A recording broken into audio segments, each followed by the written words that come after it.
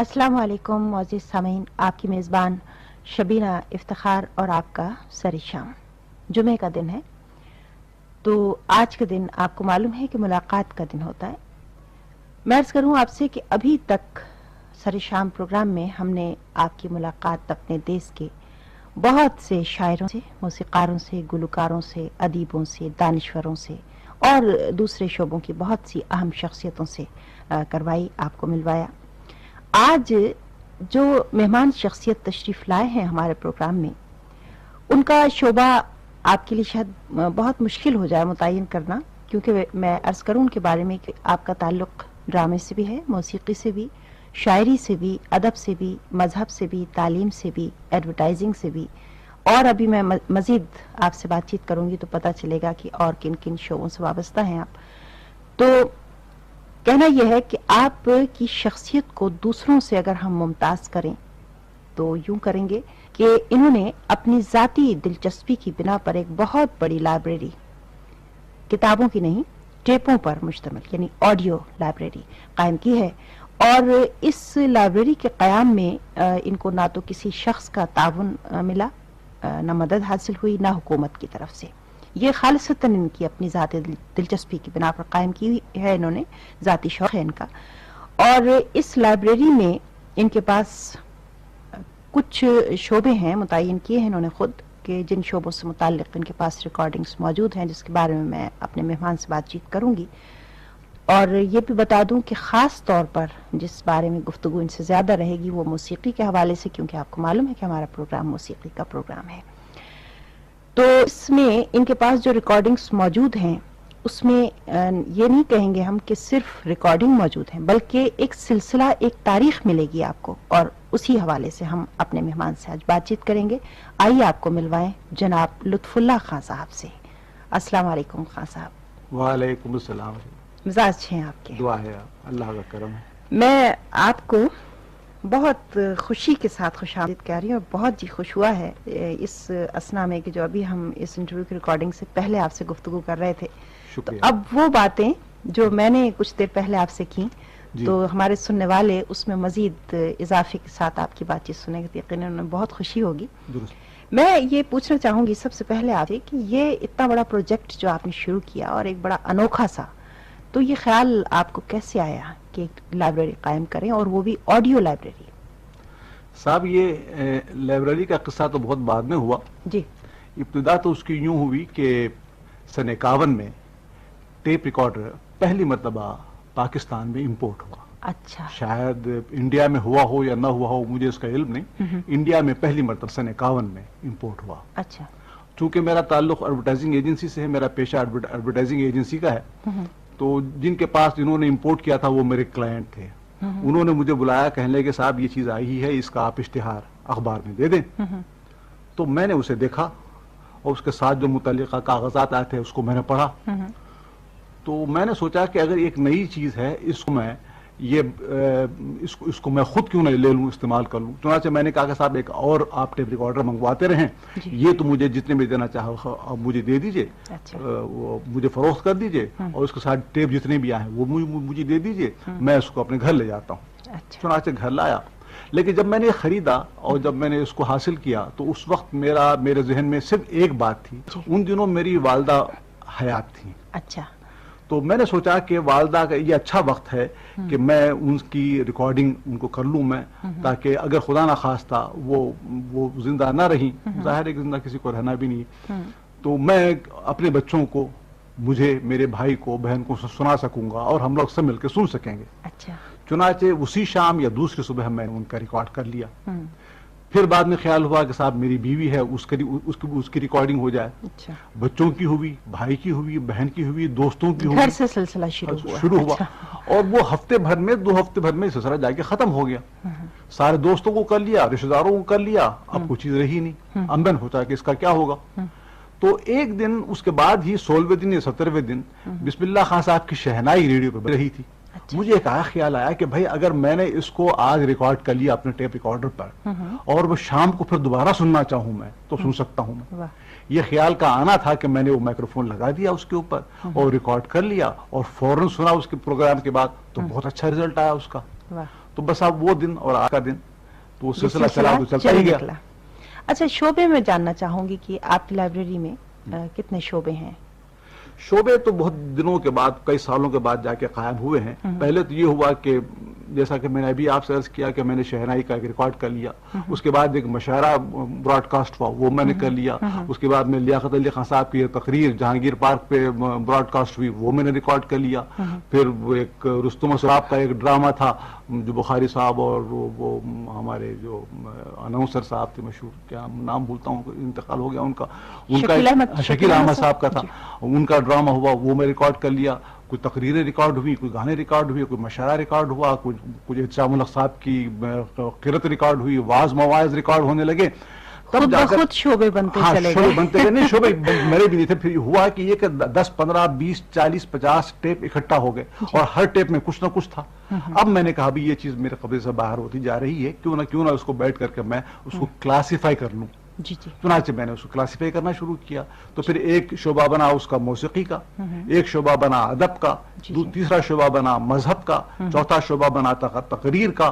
اب جا کر کہیں چند سال سے میں نے ایک تعلیمات کا شعبہ بھی اس میں داخل کر لیا ہے. تو یوں جا کر کے 5 شعبے میرے لائبریری کے بن جاتے ہیں. ماشاءاللہ. میں سب سے پہلے تو اصولاً ہونا بھی چاہیے کہ مذہب کے شعبے سے بات کروں آپ سے. بسم اللہ. کہ کیا کچھ اس شعبے میں آپ کے پاس کلیکشن موجود ہے؟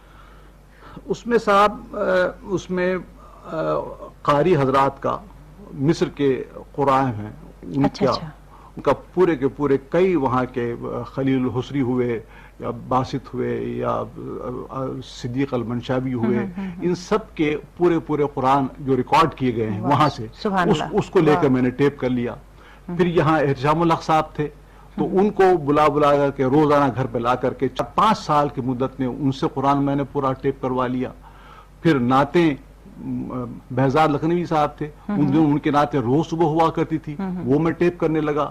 کچھ حمدیں ہوئی, کچھ واعظ مواعظ ہوئے, کچھ باہر کے واعظ حضرات دیوبند سے تشریف لائے تھے ان کی ریکارڈنگ کی, انڈیا سے کوئی آئے تھے ان کا کیا, یہاں کوئی تھے ان کا کیا.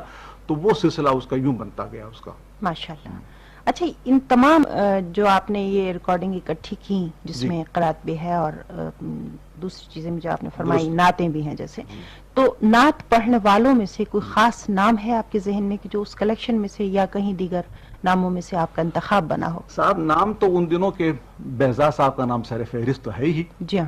لیکن آج کل کے حوالے سے جی جی میں سمجھتا ہوں ایک ہمارے یہاں کراچی سے خورشید احمد صاحب ہیں. کیا بات ہے. وہ بہت اچھی نعت پڑھتے ہیں, بڑے جذبے کے ساتھ پڑھتے ہیں, آواز بھی ان کی بڑی سریلی ہے اور کیف کے ساتھ پڑھتے ہیں. ان کی اس میں نعت کے پڑھنے میں جو مجھے کیف ملتا ہے اور شاید ہی کسی میں ملے. سچ بات. تو آپ فرمائیں کوئی نعت پڑھی ہوئی ان کی, تو ان کی صاحب کوئی سی نعت اگر آپ پاس ہو تو سنا دیجئے. اس وقت مجھے وہ یاد آ رہی ہے, کوئی سلیقہ ہے آرزو کا. واہ واہ. جی ہاں جی ہاں, کہ بات اب تک بنی ہوئی ہے. بات بنی ہوئی, یہ سعادت ہے, سنتے ہیں. اچھا مذہب کے شعبے سے تو ہم نے بات کی. میں آپ لائبریری کے بارے میں پوچھوں آپ کی کہ کیا یہ پاکستان انڈو پاکستان کا حوالہ آپ دیں گے کہ واحد لائبریری ہے یا مغرب سے کچھ اس کا کچھ موازنہ کیجیے گا آپ؟ اصل میں مغرب سے موازنہ اس کا یوں نہیں ہو سکتا کہ وہ میرے پاس جو کچھ ہے وہ انڈو پاکستان کے حوالے سے ہے. اچھا. مغرب کی ویسے میری اپنی ذاتی ایک نجی شعبہ بھی ہے میرا, ایک نجی ایک چھوٹی سی لائبریری ہے جس میں اپنی ذاتی پسند کی چیزیں رکھا کرتا ہوں. اس میں تو مغرب کی بہت سی چیزیں ہیں میرے پاس ضرور ہے, لیکن اس کو میں نے اب تک لائبریری میں شامل نہیں کیا ہے. وہ اس لیے کہ جتنا کچھ مواد مغرب میں مغرب والوں کو میسر ہے, ظاہر ہے کہ مجھے وہ چیز مل نہیں سکتی.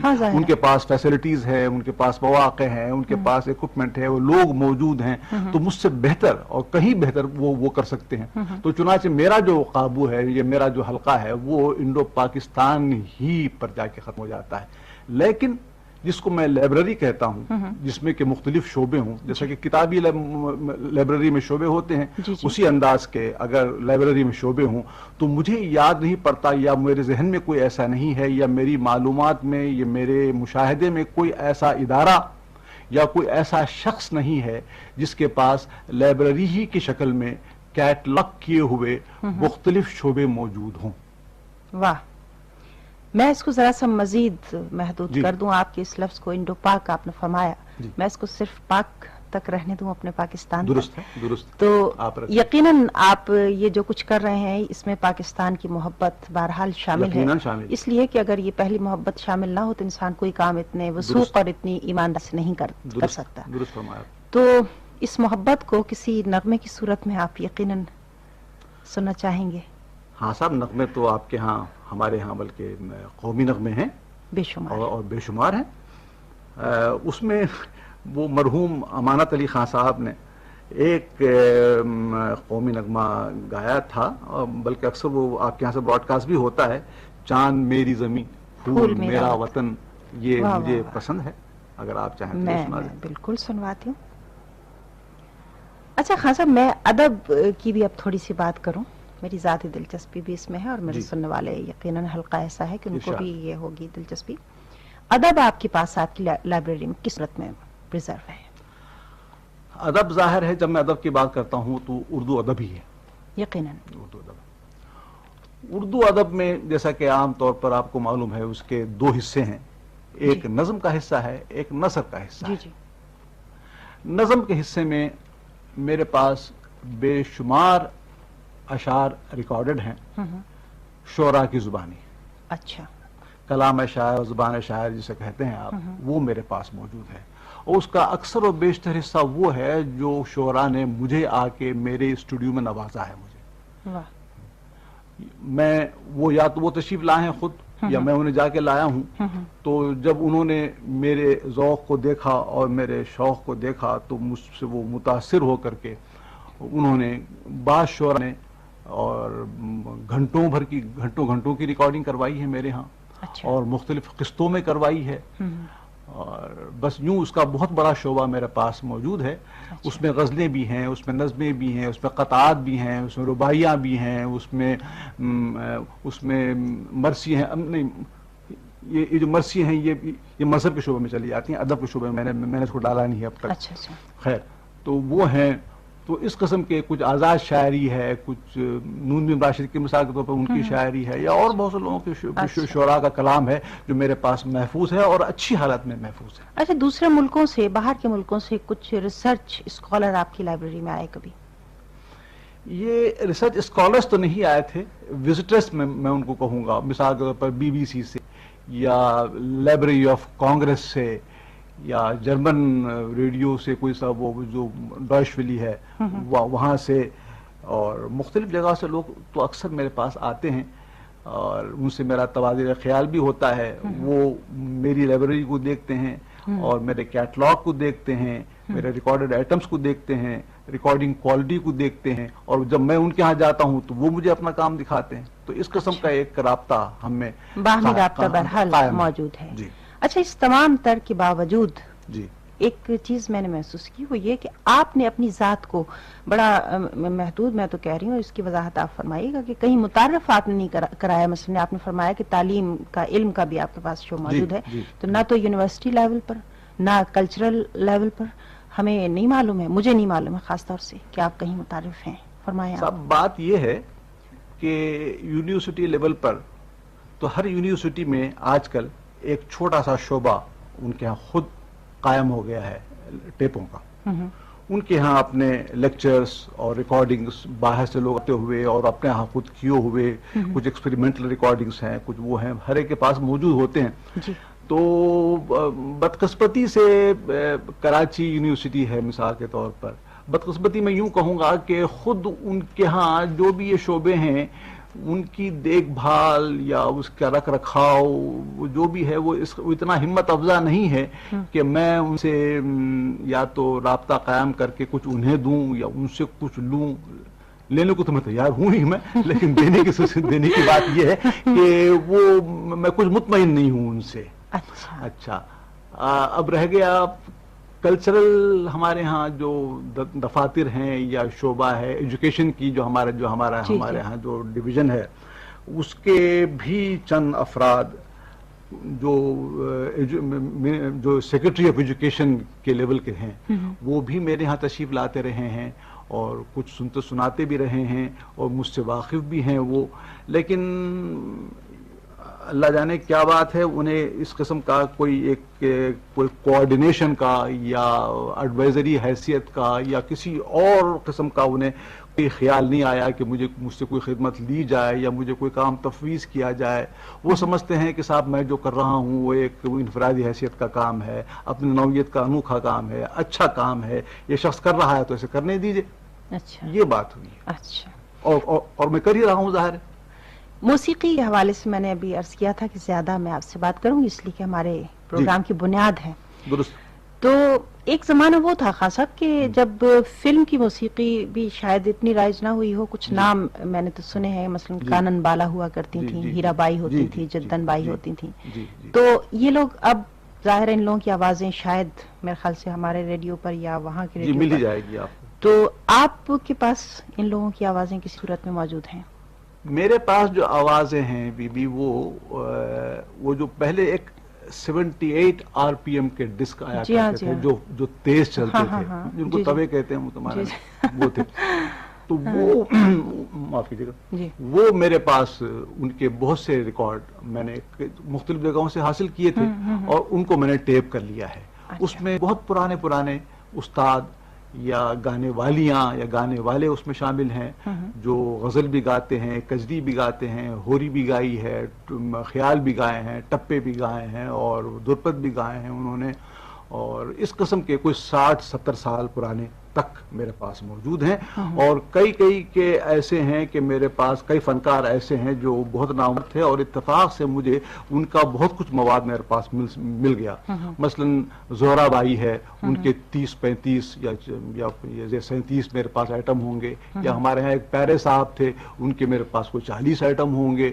یا معیز الدین خان صاحب تھے، یا ضمیر الدین خان صاحب تھے، یا مشتری بائی تھیں، یا گوہر جان تھیں، یا ملکہ جان تھیں، یا جدن بائی تھیں. اس قسم کے پرانے جتنے لوگ تھے، یا خان صاحب الکریم خان صاحب ہوئے.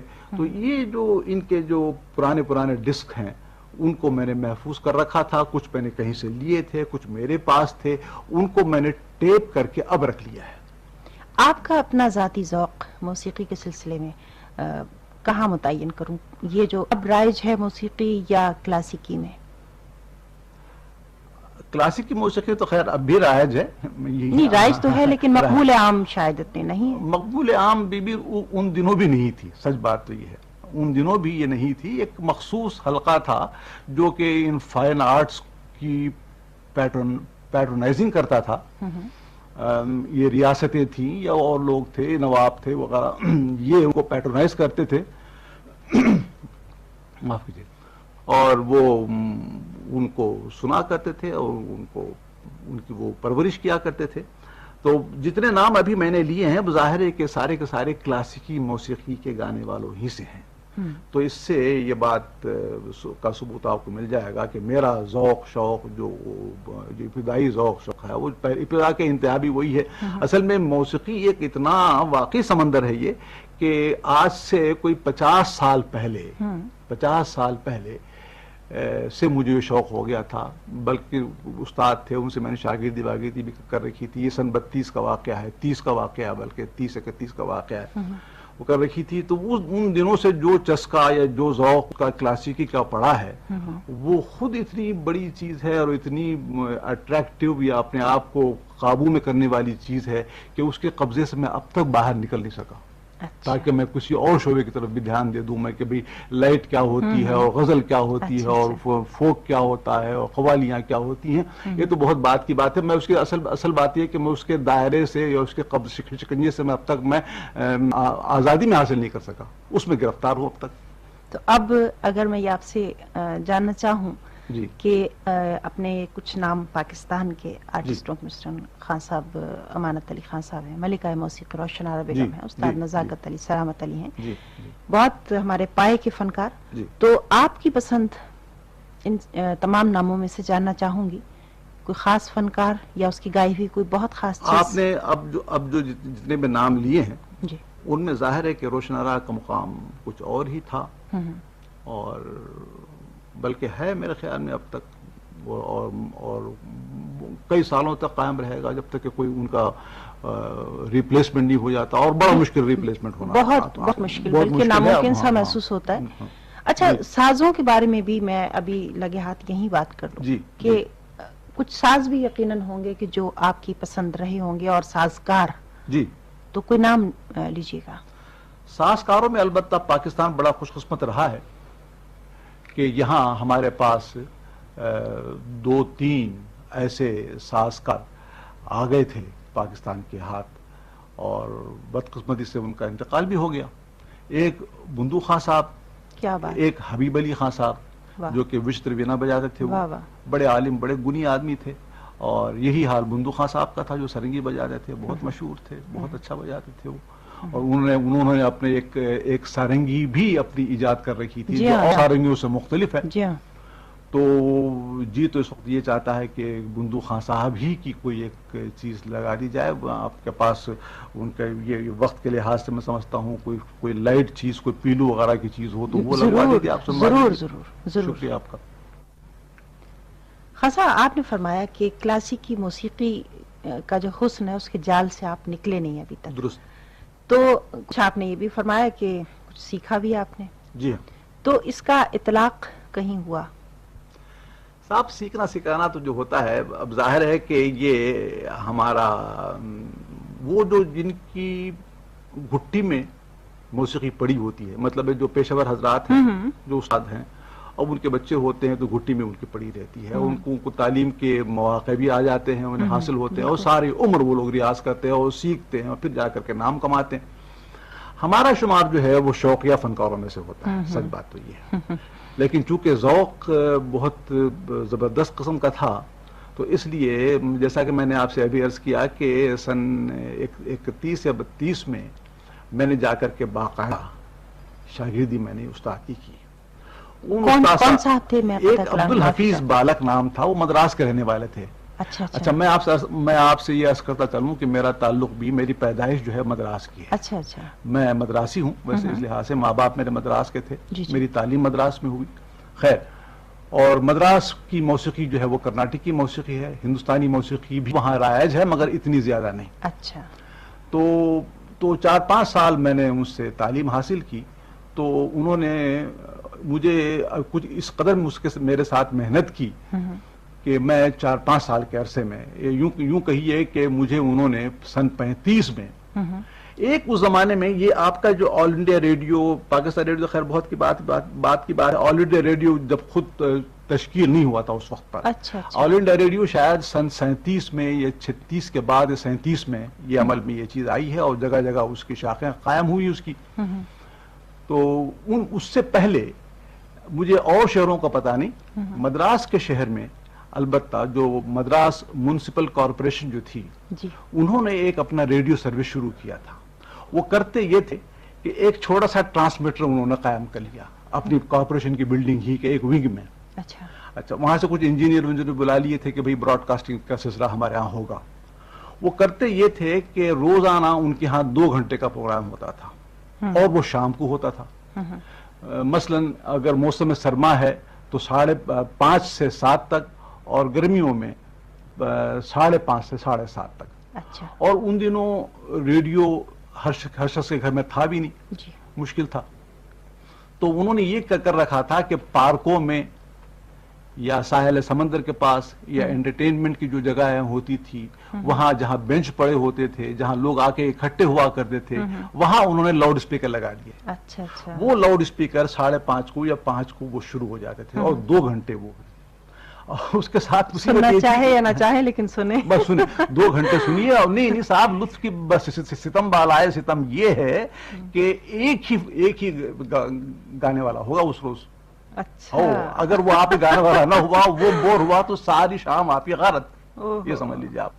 کرتے یہ تھے کہ ہر ہفتے میں 1 مرتبہ ہندوستانی یعنی شمالی ہندوستان کی موسیقی وہ لوگ رکھا کرتے تھے. تو یوں مہینوں میں 4 پروگرام ان کے یہ ناردرن انڈین میوزک کے ہوا کرتے تھے 2 گھنٹے کے. تو اس میں انہوں نے مجھے لیا کر کے وہاں بٹھا دیا. وہاں آڈیشن ہوا. آڈیشن میں آپ سے عرض کروں, باقاعدہ آڈیشن ہوتا ہے وہاں. کرناٹک کی موسیقی کے وہاں پنڈت, وہاں کے جانکار, بہت ہی عالم و فاضل لوگ وہاں موجود ہیں. چنانچہ وہ بیٹھ کر کے سوال کیا کرتے تھے کہ تمہیں کون کون سے راگ آتے ہیں. اچھا, یہ راگ آتے ہیں تو ان کی سرگم کیا ہے، ان کی آروہی کیا ہے، اوروہی کیا ہے، اس کے کچھ پلٹے سناؤ، اس کے کچھ تانے سناؤ، اس کے کچھ چیزیں سناؤ، کتنی چیزیں تمہیں اس میں یاد ہیں، کن کن تالوں میں تم گا سکتے ہو، غرض اس قسم کے سوال جواب ہوا کرتے تھے، اور اسی حساب سے وہ آپ کو پاس یا فیل کیا کرتے تھے۔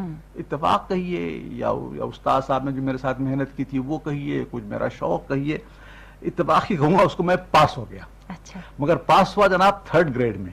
ان کے 3 گریڈ تھے، ایک اے اور بی اور سی۔ اچھا، 3rd گریڈ میں سی گریڈ میں انہوں نے مجھے لے لیا، اور مجھے اب تک یاد ہے سی گریڈ میں، بلکہ میرے پاس اس کا ڈاکومنٹری ایویڈنس ہے، جو کانٹریکٹ جو وہ لوگ دیا کرتے تھے مجھے، مجھ سے سائن کروایا کرتے تھے، بھیجا کرتے تھے خطوط میں وغیرہ وغیرہ میں، تو وہ مجھے 30 روپیے 2 گھنٹے کے گانے کے ملا کرتے تھے اس وقت 30 گھنٹے، اور جو بی گریڈ تھا اس کے 40 تھے اور اے گریڈ والے کے 50 تھے۔ تو سی گریڈ میں جناب اس خادم کو موقع ملا، اور مجھے یاد ہے کہ 9 اکتوبر سن 35 کو میرا پہلا پروگرام ہوا تھا۔ کیا کون سا راگ گایا تھا آپ نے؟ مختلف راگ تھے، یمن تھے، الپیلو تھا، ایک خماس تھی، 2-4 راگ تھے، اور پھر اس بعد میں کچھ میں نے غزلیں بھی ساتھ سنا۔ 2 گھنٹے کا گانا مشکل ہی تھا، ظاہر ہے ان دنوں ایک سی گریڈ آرٹسٹ کے لیے، تو اس میں مجھے یاد پڑتا ہے کہ میں نے اس میں ایک غزل بھی شامل کر لی تھی وقت گزارے کے لیے۔ خیر تو یوں جا کے ہو گیا، تو 30 روپے مجھے اس کے ماہوار ملا کرتے تھے۔ اس کے بعد سے خیر پروگرام ملنے لگے مجھے، بعد میں وہ آل انڈیا ریڈیو بھی بن گیا، پھر میں بمبئی چلا آیا، اور بمبئی میں مجھے اب تک یاد ہے کہ ان کا پورا باقاعدہ اسٹوڈیو نہیں بنا تھا، بلکہ بمبئی میں ایک جگہ ہے، جیسے ہمارے ہاں ویسٹ وارف ہے ویسے ان کے ہاں بیلاٹ پیئر ہے، تو اس بیلاٹ پیئر پر ایک پوسٹ آفس تھی، پوسٹ آفس کے اوپر کی منزل پر ایک اسٹوڈیو قائم تھا، وہاں زید بخاری صاحب سے ملاقات وہیں ہوئی۔ اچھا، اور ان دنوں میں نے دیکھا کہ یہ اللہ رکھا جو مشہور تبلیغ نواز ہیں، ایک لڑکا سا تھا، ان کے ساتھ ساتھ پھرا کرتا تھا، اس کے بعد میں ایک حامد حسین صاحب چھوٹے سے بچے تھے، وہ چلے آئے تھے وہاں، تو یہ ان دنوں کی یادیں ہیں، مگر یہ سن 37 اور 38 کی بات ہوگی۔ اچھا خان صاحب، اس وقت یہ موقع تو نہیں ہے کہ میں آپ سے گزارش کروں کہ آپ ہمیں کلاسیکی کے کچھ سنائیے، ظاہر ہے، تو ایسا کرتے ہیں کہ آپ اپنی پسند کے فنکاروں میں سے کسی فنکار کی کوئی کلاسیکی چیز سننا چاہیں، فرمائیے۔ سب پسند کے فنکاروں میں جو اس وقت نام جو آتا ہے اور آنا چاہیے وہ روشن آرا بیگم کا، مرحومہ کا ہے، اور مجھے یاد پڑتا ہے کہ شاید آپ کے پاس ان کی میاں کی ملہار کی کوئی چیز ہے، کریم نام تیرو، جس کو ہمیشہ بڑے شوق اس کے ساتھ گایا کرتی تھی وہ، اگر وہ ہو سکے تو مجھے وہ سنا دیجیے۔ بالکل سنواتے ہیں، اگر ان کی روح کو بھی کچھ خوشی ہو، حاصل ہو اس چیز سے انشاءاللہ۔ اچھا، آپ کلاسیکی موسیقی کے اتنے دلدادہ ہیں، میں آپ سے یہ پوچھنا چاہ رہی تھی کہ آپ کے علم میں یہ بات ہے کہ کلاسیکی موسیقی کتابی صورت میں پاکستان میں موجود ہے؟ صاحب یہ سوال تو خیر جیسا بھی ہے، لیکن جواب دینے کی مجھ میں ہمت یوں نہیں ہے کہ اس پر یہ وار ہمیں پر پڑتا ہے، اوچھا پڑتا ہے وہ بھی۔ ہمارے ہاں اب تک جو کتابیں ہوئی ہیں ان کا ذکر بعد میں کروں گا، لیکن اس کے لیے مقابلتاً ایک بات اور سن لیجیے مجھ سے۔ جی۔ اب تک یوں کہیے کہ پاکستان میں، بلکہ جب میں سن 76 میں جب میں انڈیا آفس لائبریری لندن میں گیا تھا، تو وہاں موسیقی کتابوں کا میں نے جائزہ لیا، تو یہ دیکھا کہ ہندوستانی موسیقی یعنی شمالی ہند کی موسیقی جو اب پاکستان میں بھی رائج ہے، اس پر کل 57 کتابیں موجود ہیں۔ اچھا، اس میں صرف انگریزی، میں اس وقت میں آپ سے صرف انگریزی کتابوں کا ذکر کر رہا ہوں، جی، اور ہندی، بنگلہ، مراٹھی اور دیگر زبانوں میں جو کتابیں شائع ہوئی ہیں، یا کرناٹکی کی موسیقی میں جو کچھ لکھا گیا ہے، میں ان کا ذکر نہیں کر رہا ہوں، میں ان کی تعداد الگ ہے۔ ان 57 کتابوں کی اشاعتی ترتیب کچھ ایسی ہے کہ 19ویں صدی میں صرف 2 کتابیں شائع ہوئی، 20ویں صدی میں تقسیم سے پہلے 23 کتابیں شائع ہوئی۔ اب بات سننے والی یہ ہے کہ سن 47 سے سن 76 تک جبکہ میں نے دیکھا ہے 32 کتابیں صرف انگریزی ہی میں ممبئی سے، دلی سے، کلکتے سے، بنارس وغیرہ سے شائع ہو چکی ہیں۔ اچھا، اس کے مقابلے میں اب آپ پاکستان میں آئیے تو شاید 2 یا 3 کتابیں چھپی ہیں، اس میں ایک معارف النغمات کا ری پرنٹ بھی شامل ہے۔ اچھا، تو بدقسمتی ہماری یہ ہے کہ ہم لوگوں نے اس پر کچھ دھیان نہیں دیا، اور شاید اس کے مواقع ہمیں میسر نہیں آیا، یا ہم نے اس کی ضرورت نہیں سمجھی، یا تو حکومت کی طرف سے یا اداروں کی طرف سے یا جو حضرات ثقافت کے علمبردار تھے ان کی طرف سے کسی قسم کی کوئی اس میں حوصلہ افزائی نہیں ہوئی کہ لوگوں سے کہا جائے کہ بھئی تم لکھو ہم لکھیں، کچھ کتابیں شائع کرو، کچھ کہیں سے مواد لو، اس کو پھیلاؤ، اس کی تبلیغ کرو. یہ سلسلہ تو ہمارے پاس رہا بھی نہیں.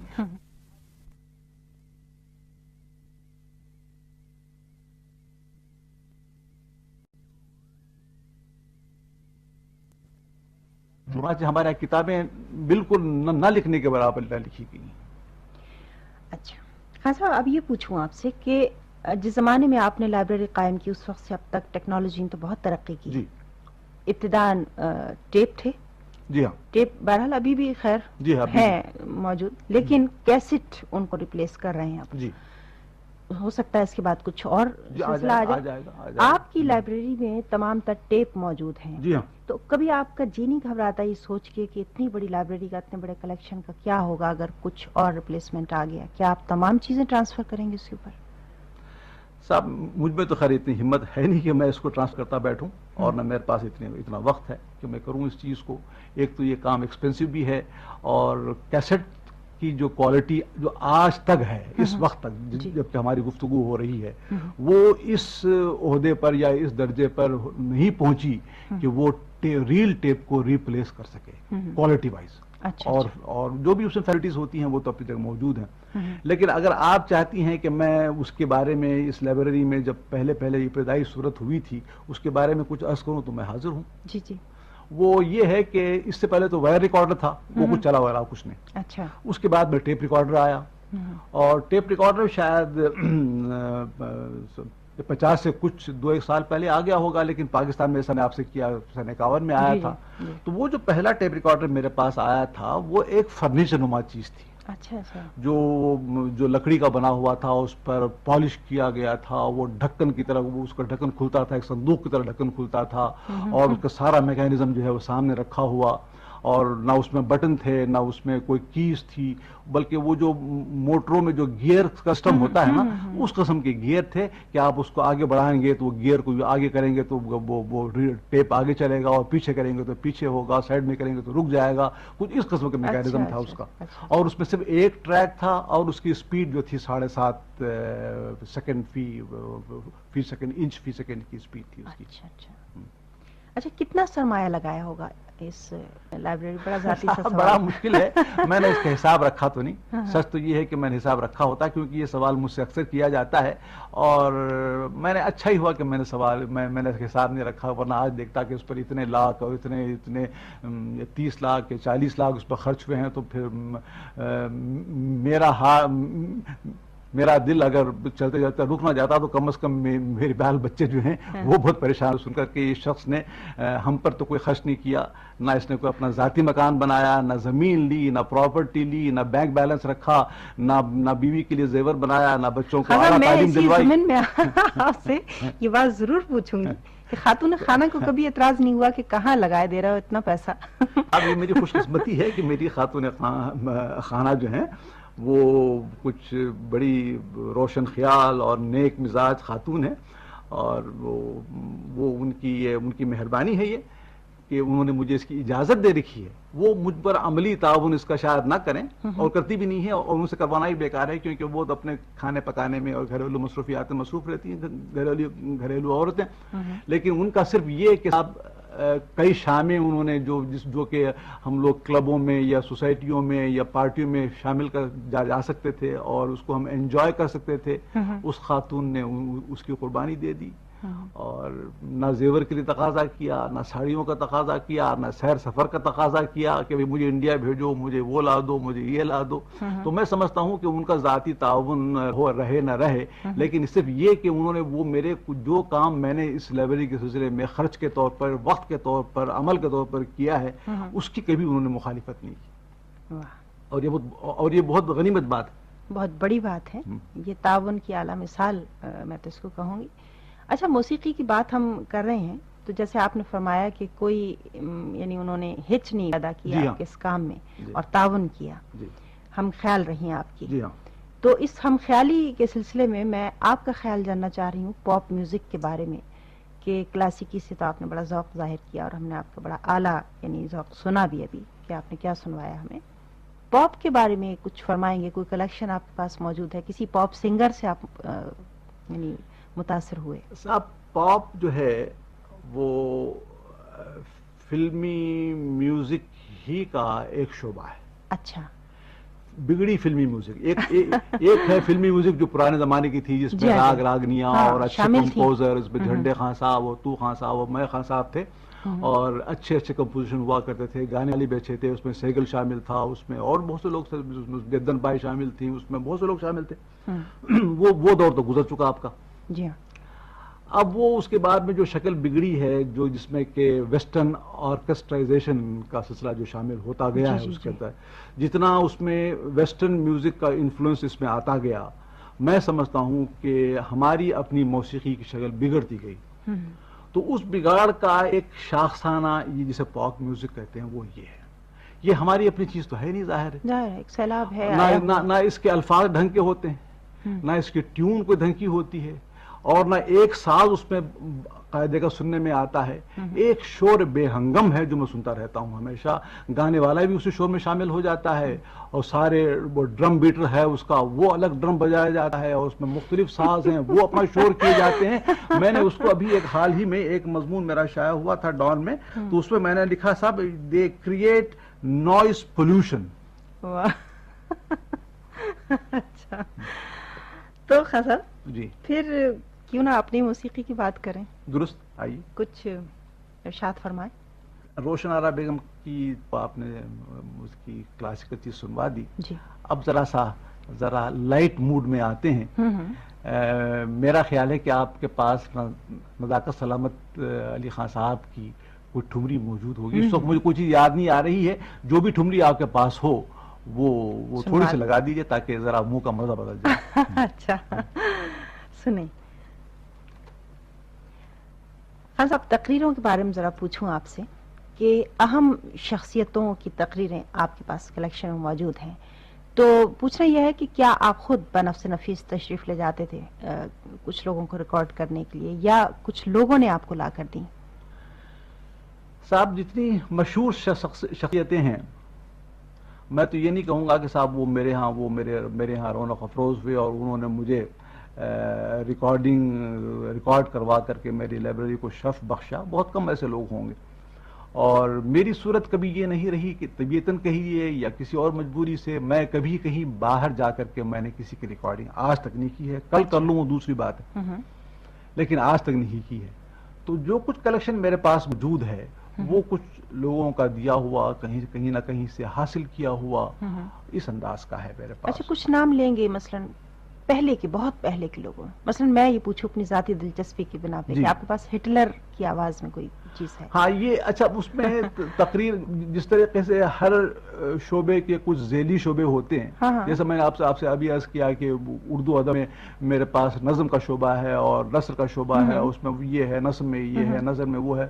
تو اسی انداز میں تقاریر میں بھی میرے پاس کچھ ایسے ذیلی شعبے اس میں قائم ہو گئے ہیں. اس میں ایک عالمگیر آوازوں کا شعبہ ہے اس کے اندر. عالمگیر مراد یہی ہے کہ جتنے ہم بڑے، یا مثلا ہٹلر ہوا یا مسولینی ہوئے یا جارج ففتھ ہوا یا ایڈورڈ سیونتھ ہوا یا کوئی اس قسم کے جو لوگ، برنارڈ شاہ ہوئے، یہ جو لوگ پرانے لوگ تھے ہمارے ہاں، ان کی کچھ ریکارڈ وغیرہ باہر بنی ہوئی ہوتی ہیں. تو اتفاق سے مجھے وہ ریکارڈ وغیرہ مل گئے تھے، میں نے حاصل کر لیے تھے، تو ان سے میں نے ڈب کر کے رکھا ہوا ہے. ورنہ میری اپنی ذاتی کوششوں اس میں کوئی دخل نہیں. ذاتی کوشش تو بہرحال دخل اس میں ہے، اور ورنہ آپ کے پاس کیسے پہنچتی؟ تو یہ ریکارڈنگز آپ کے پاس ہیں. اچھا پاکستان کی بہت سی اہم شخصیتوں میں سے کچھ نام لیں گے جو آپ کے پاس ہوں جن کی آوازیں اس وقت میرے ذہن میں؟ اس وقت میں اصل میں جہاں ہم بیٹھے ہوئے ہیں اس میں میرے پاس اس کی ورکنگ کیٹلاگ جو ہے وہ گھر پر موجود ہے. میرے ذہن میں اس وقت نام نہیں آ رہے ہیں. اگر نام کو پوچھے تو میں کہہ دوں گا کہ ہاں ہے یا نہیں ہے. اچھا آپ نے کیٹلاگ کا نام لیا، میں پوچھنا ہی چاہوں آپ سے کہ آپ کی لائبریری میں جو کچھ موجود ہے وہ تمام کیٹلاگ ہو چکا ہے؟ نہیں صاحب، یہ اس کا بدقسمت پہلو جو ہے لائبریری کا بس وہ یہی ہے کہ اس کی پوری لائبریری کے جو 5 شعبے ہیں اس میں ایک شعبے کا آدھا حصہ कैटलॉग हुआ है, यानी बाकायदा तौर पर कैटलॉगिंग जिसे कहते जी, जी, हैं, कैटलॉगिंग और इंडेक्सिंग और क्रॉस इंडेक्सिंग और रेफरेंसेस वगैरह जो हुए हैं वो सिर्फ एक शोबे के आधे हिस्से का हुआ है, और वो हिस्सा, वो शोबा जो है मौसीकी का है। तो मौसीकी के जो शोबे से मेरे पास कुछ ये है कि मिसाल के तौर पर वो जो शोबा कैटलॉग हुआ है, जो उसकी जो ज़ेली शोबे हैं, वो हिस्सा है साजों की मौसीकी का, क्लासिकी गायकी का और गज़ल सराई का। अच्छा अच्छा। इन 3 ज़ेली शोबों में हिस्सा लेने वालों की तादाद 772 है। अच्छा अच्छा, फनकार है। अच्छा अच्छा। और नहीं 732 है, सॉरी 732 फनकार कवर किए हैं। अच्छा अच्छा। सिर्फ इन तीन ज़ेली शोबों में। अच्छा अच्छा। इसमें फोक शामिल नहीं है, गीत शामिल नहीं है, कवाली शामिल नहीं है और कुछ शामिल नहीं है, सिर्फ गजल, क्लासिकी और साज में। अच्छा। 732 उसमें, और उसके आइटम बनते हैं 4767। अच्छा, ये आइटम है, और इनका दौरानिया है 38,181 मिनट और 18 सेकंड। वाह साहब, वाह वाह। तो यूं बनता है किस्सा ये। बहरहाल अब उसकी बाकी जो हिसाब है, असल में ये काम बहुत लंबा चौड़ा है। यकीनन इसकी इंडेक्सिंग है, इसकी टाइमिंग है, इनकी एडिटिंग है, इनका रख रखाव है, तो इनका आपके साथ क्लासिफिकेशन। और लोग भी होंगे, फिर कुछ काम तो करते होंगे लोग आपके साथ। हाँ, ये नहीं, ये मजीद बदकिस्मती ये है कि मेरे साथ काम करने वाला कोई नहीं। मेरा एक बेटा था, है बल्कि वो, उसने 5-1 साल मेरे साथ बड़ी मेहनत के साथ काम किया। अच्छा। और 7-8 साल से वो कनाडा में जाकर बैठा हुआ है। अच्छा। उसने कहा कि साहब जब मुझे जरूरत होगी तो आप मुझे बुला लीजिए यहाँ। अच्छा। उस वक्त आप तनहा काम करते रहिए। तो बीबी वो दिन और आज का दिन, पहले भी तनहा था, आज भी तनहा हूँ, मैं काम किए जाता बच्चे हूँ। माशाल्लाह कितने हैं खासा? मेरे साहब 3 लड़कियां हैं और 2 लड़के हैं माशाल्लाह। एक लड़का कनाडा में, जैसा मैंने अर्ज किया, वहाँ है, एक लड़का अमेरिका में है, एक बच्ची लंदन में है, एक बच्ची जिसकी शादी हुई है वो यहाँ कराची में है, एक बच्ची घर में मौजूद है। अच्छा अच्छा। तो वो आलम में टुकड़े टुकड़े मेरी दास्तां के हैं। तो ये सूरत हुई है कि मैं हर जगह, अब मेरी बच्चियां, मेरे बच्चे पहुंचे हुए हैं, अब एक जापान खाली है, अब देखूं मैं किसको वहां टिका दूं। अच्छा, बड़ी लतीफ गुफ्तगू इस हवाले से हो रही है कि बच्चों का जिक्र है। बच्चे बहुत फूलों जैसी एक शख्सियत हुआ करते हैं माँ बाप के लिए। तो जब इतनी लतीफ गुफ्तगू हो रही है तो इतनी ही लतीफ कोई चीज आप हमें सुनवाएं कि जो हम वजन रहे। हम खुमरी तक तो आप आ गए। हाँ, तो चलिए साहब वहां तक तो पहुंचा, अब मैं यहाँ तक तो आऊंगा मैं, और वहां तक पहुंचा था, अब यहाँ तक ये आऊंगा कि मैं गजल पे उतर आऊं। और क्या कहूंगा। और जब गजल की बात चली है तो अगर आपके पास वक्त है तो मैं फरमाइश करूंगा कि 2 गजलें सुनवा दें, ताकि लोगों की फरमाइश, आपके सामीन की मैं अगर आप एक कहते ना खान हाँ। साहब, अगर आप एक गजल कहते तो मैं यकीनन कहती कि दूसरी भी बताइए, इसलिए अच्छा। बहुत खूबसूरत आपका ज़ौक़ मिल रहा है जी। तो 2 गजलों में अभी आपने कि इनको सुना था, नज़ाकत सलामत को सुना है अभी आपने। जी जी। तो अब एक खातून की आवाज़ सुन लीजिए, और वो खातून यकीनन फरीदा खानम है। और फरीदा खानम की वो एक मशहूर गज़ल है, बल्कि बदनाम भी गज़ल है वो, कि जब भी जाते हैं लोगों से फरमाइश करते हैं कि वो मुझसे हुए हम कलाम अल्लाह अल्लाह। तो सूफी तबस्सुम साहब की चीज़ है, अगर वो आप पास मौजूद हो तो वो सुना दीजिए। पहले साहब मौजूद है, सुनवाते हैं जी। खान साहब दूसरी गज़ल साहब तो बस क्या मैं ये कहूँ कि दूसरा नाम तो बस एक ही हो सकता है, बल्कि पहला भी नाम यही है। और वो चूंकि मैंने वो एक मर्द की आवाज़ में आपने सुन लिया था, तो मैं बाय वे ऑफ क्या कहते हैं उसको, चेंज, मैंने खातून की आवाज़ सुनवा ली थी, लेकिन उसूलन तो मुझे मेहदी हसन का नाम लेना चाहिए था गज़ल के लिए। यकीनन नाम है ये मौजूद, क्या वो बड़ा अजीम नाम है, वो बड़ा अजीम शख्स है, बहुत सुरीला है। और सच तो ये है कि शायद ही कोई ऐसा अब तक तो मैंने सुना नहीं। ये देखिए, मेरा जो इससे एक्टिव पार्टिसिपेशन म्यूजिक से जो है वो वेल ओवर 50 years, जी जी, मोर देन ए सेंचुरी से कहते हैं वो है, मोर देन हाफ ए सेंचुरी जो कहते हैं वो है मेरे साथ। लेकिन सच बात तो ये है कि गजल की गायकी اور غزل کے لیے یہ آواز اور یہ انداز میں نے اس سے پہلے نہیں سنا تھا جو اب سن رہا ہوں میں مہدی حسن کی آواز میں. تو آپ مہدی حسن کی وہ ان کی تو خیر بہت سی غزلیں مشہور ہیں.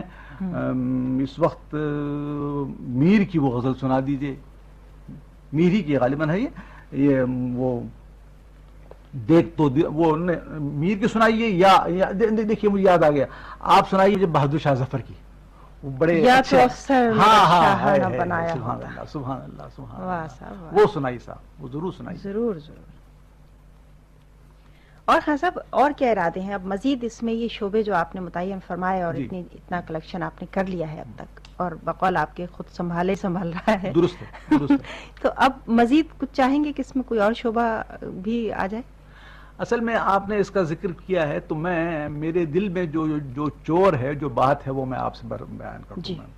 دیکھیے یہ ایک ماڈل لائبریری قائم ہوئی ہے جہاں بھی ہے یہاں ہوئی کہیں بھی ہوئی ایک ماڈل لائبریری قائم ہو گئی ہے اور اپنی نوعیت کی پہلی اور انوکھی چیز ہے. درست. لیکن یہ ماڈل لائبریری ہے. میرے پاس ہے کیا؟ میرے پاس ناردرن انڈین میوزک ہے اور انڈو پاکستان کے حوالے سے میرے پاس کرناٹک کی موسیقی نہیں ہے. اچھا میں کہتا ہوں کہ صاحب میرے پاس ادب کا شعبہ ہے. میرے پاس اردو ادب ضرور لیکن اور ادب ہیں. ہندی کا ہے بنگلہ ہے مراٹھی ہے تامل ہے تیلگو ہے اور بھی کئی ادب ہیں ان کا میرے پاس کوئی موجود نہیں ہے. اب میں کہتا ہوں مذہب اسلام ظاہر ہے کہ سب سے بڑی چیز ہے وہ میرے پاس ہے لیکن اور مذاہب ہیں اور سینکڑوں کروڑوں لوگ اس کے پیرو ہیں. ہندوازم ہے جینزم ہے بدھزم ہے تو اس قسم کے اور بہت سے شعبے ہیں جو ہند و پاک کے حوالے سے آپ جمع کر سکتی ہیں.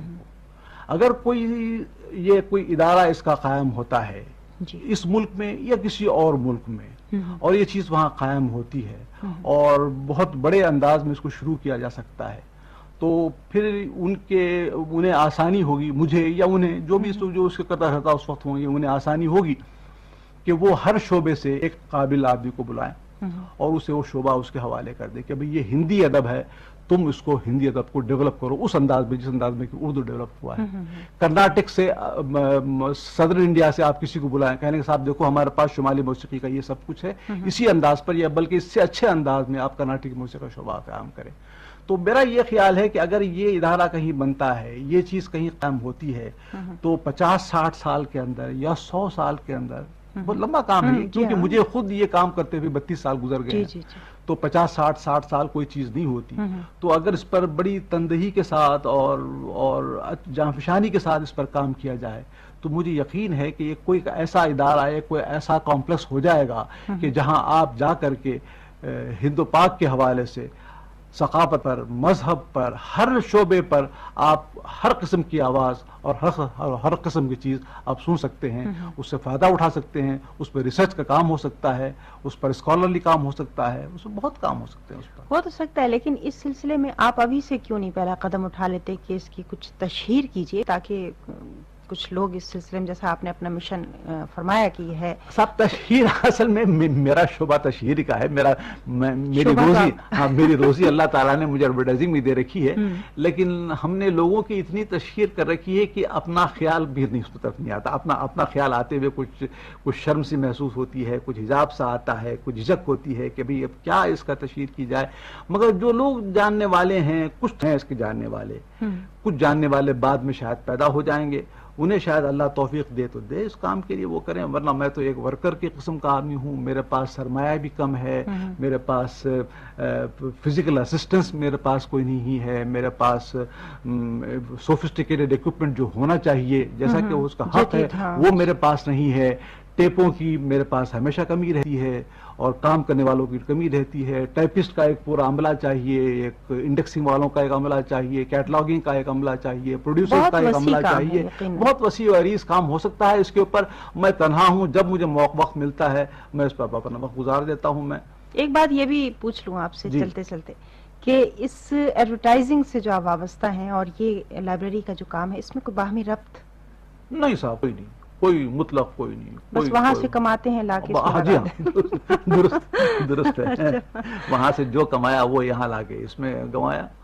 ہاں صاحب مشن ماشاءاللہ آپ کا بہت حسین و جمیل ہے، اور جن سننے والوں نے آپ کا انٹرویو سنا ہے اس وقت وہ لوگ بھی یقیناً یہ دعا کریں گے کہ آپ کے جی میں جو کچھ ہے اللہ تعالیٰ اس کو پورا کرے، اور میں خود یہ دعا دیتی ہاں ہوں۔ صاحب دعا کر لیں، یہی میرے لیے بہت غنیمت ہے۔ نہیں صاحب بہت بڑی اثر کی کمپل ہوا کرتی ہے یہ بھی، جی ہاں، تو خدا آپ کو خوش رکھے، شکریہ آپ کا بہت۔ خدا حافظ۔